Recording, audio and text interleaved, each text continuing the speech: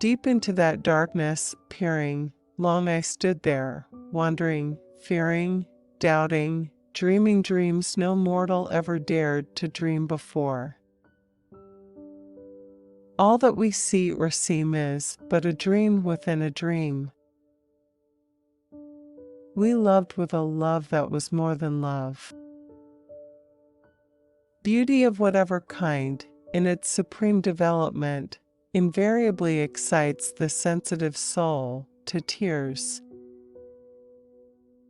Words have no power to impress the mind without the exquisite horror of their reality. I became insane, with long intervals of horrible sanity. The boundaries which divide life from death are at best shadowy and vague. Who shall say where the one ends and where the other begins? Were I called on to define, very briefly, the term art, I should call it the reproduction of what the senses perceive in nature through the veil of the soul. The mere imitation, however accurate, of what is in nature, entitles no man to the sacred name of artist. They who dream by day are cognizant of many things, which escape those who dream only by night. Science has not yet taught us if madness is or is not the sublimity of the intelligence. I would define, in brief, the poetry of words as the rhythmical creation of beauty. The death of a beautiful woman is unquestionably the most poetical topic in the world. I have great faith in fools, self-confidence my friends call it. All religion, my friend, is simply evolved out of fraud, fear, greed, imagination, and poetry. Stupidity is a talent for misconception.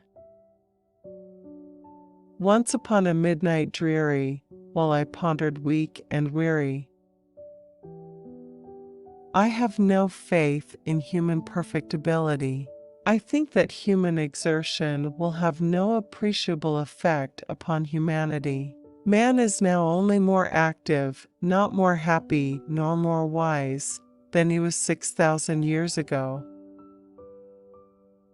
That man is not truly brave who is afraid either to seem or to be, when it suits him, a coward. It is by no means an irrational fancy that, in a future existence, we shall look upon what we think our present existence as a dream. That pleasure which is at once the most pure, the most elevating, and the most intense, is derived, I maintain, from the contemplation of the beautiful.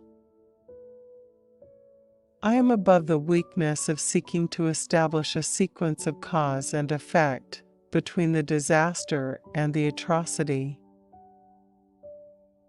There is something in the unselfish and self-sacrificing love of a brute which goes directly to the heart of him who has had frequent occasion to test the paltry friendship and gossamer fidelity of mere man. The true genius shudders at incompleteness and usually prefers silence to saying something which is not everything it should be. I need scarcely observe that a poem deserves its title only inasmuch as it excites, by elevating the soul. The value of the poem is in the ratio of this elevating excitement. Experience has shown, and a true philosophy will always show, that a vast, perhaps the larger portion of the truth arises from the seemingly irrelevant. Lord, help my poor soul. It is the nature of truth in general, as of some ores in particular, to be richest when most superficial. Man's real life is happy, chiefly because he is ever expecting that it soon will be so. With me, poetry has not been a purpose, but a passion. The nose of a mob is its imagination. By this, at any time, it can be quietly led. To vilify a great man is the readiest way in which a little man can himself attain greatness. In criticism I will be bold, and as sternly, absolutely just with friend and foe. From this purpose nothing shall turn me. If you wish to forget anything on the spot, make a note that this thing is to be remembered. The 99 are with dreams, content, but the hope of the world made new is the 100th man who is grimly bent on making those dreams come true. I have, indeed, no abhorrence of danger, except in its absolute effect in terror. A strong argument for the religion of Christ is this, that offenses against charity are about the only ones which men on their deathbeds can be made not to understand, but to feel as crime. There are few cases in which mere popularity should be considered a proper test of merit, but the case of songwriting is, I think, one of the few. Of puns it has been said that those who most dislike them are those who are least able to utter them. In one case out of 100 a point is excessively discussed because it is obscure. In the 99 remaining it is obscure because it is excessively discussed.